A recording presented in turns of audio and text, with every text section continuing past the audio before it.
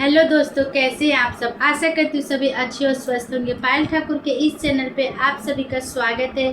सभी को जय माता दी, हर हर महादेव। रोज की तरह मैं आप लोगों के सामने बहुत ही प्यारा, बहुत ही सुंदर शिव चर्चा होली का गीत लेकर आई हूँ।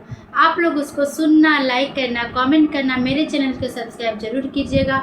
जो लोग नए हैं वो भी मेरे चैनल को लाइक, कमेंट, सब्सक्राइब कीजिएगा। कोई भी गीत हो, ये गीत हो या मेरा पहले जो भी आप लोगों के सामने गीत गया है, उस गीत को भी आप लोग अंत तक जरूर सुनिएगा, स्किप मत कीजिएगा। और आप लोग प्लीज़ हमारे गीत को पूरा सपोर्ट कीजिए, अंत तक जरूर सुनिएगा।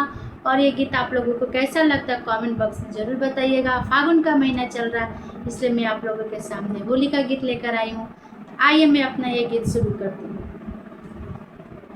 फागुन में भोला रंगा गईले, फागुन में भोला रंगा गईले, फागुन में भोला रंगा गईले, फागुन में भोला रंगा गईले, फागुन में भोला रंगा गईले, फागुन में भोला रंगा गईले, फागुन में भोला रंगा गईले, फागुन में भोला रंगा गईले, फागुन में भोला रंगा गईले, फागुन में भोला रंगा गईले।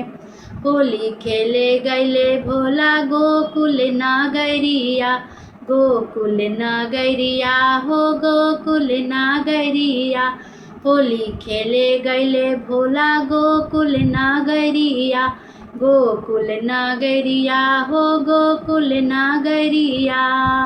अरे कान्हा के संगवा रंगा गईले, अरे कान्हा के संगवा रंगा गईले, फागुन में भोला रंगा गईले, फागुन में भोला रंगा गईले, फागुन में भोला रंगा गईले, फागुन में भोला रंगा गईले, फागुन में भोला रंगा गईले, फागुन में भोला रंगा गईले।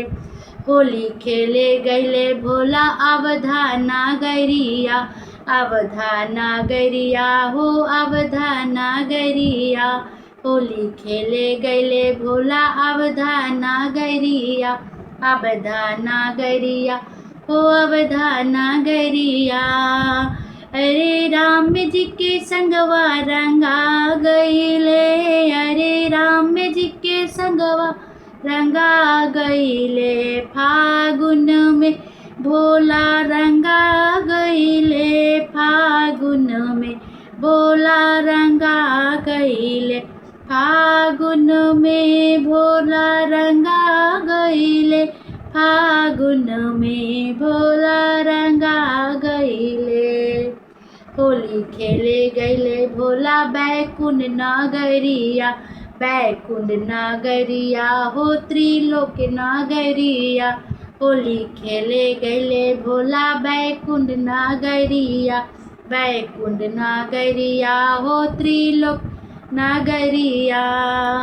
अरे विष्णु के संगवा रंगा गईले, अरे विष्णु के संगवा रंगा गईले, फागुन में भोला रंगा गईले, फागुन में भोला रंगा गईले, फागुन में भोला रंगा गईले, फागुन में भोला रंगा गईले।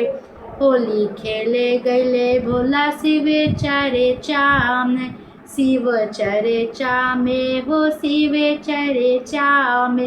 होली खेले गईले हो शिव चरे चामे, शिव चरे चामे हो शिव चरे चामे।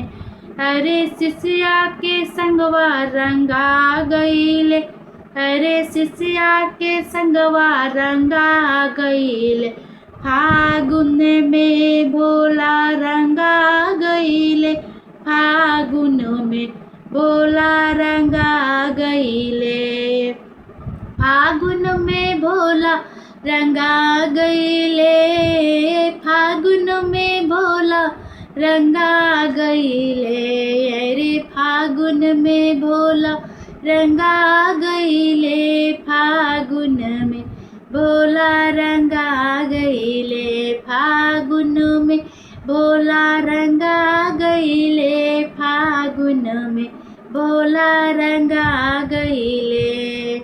हर हर महादेव। ये गीत आप लोगों को कैसा लगा जरूर बताइएगा, अंत तक जरूर सुनने का धन्यवाद।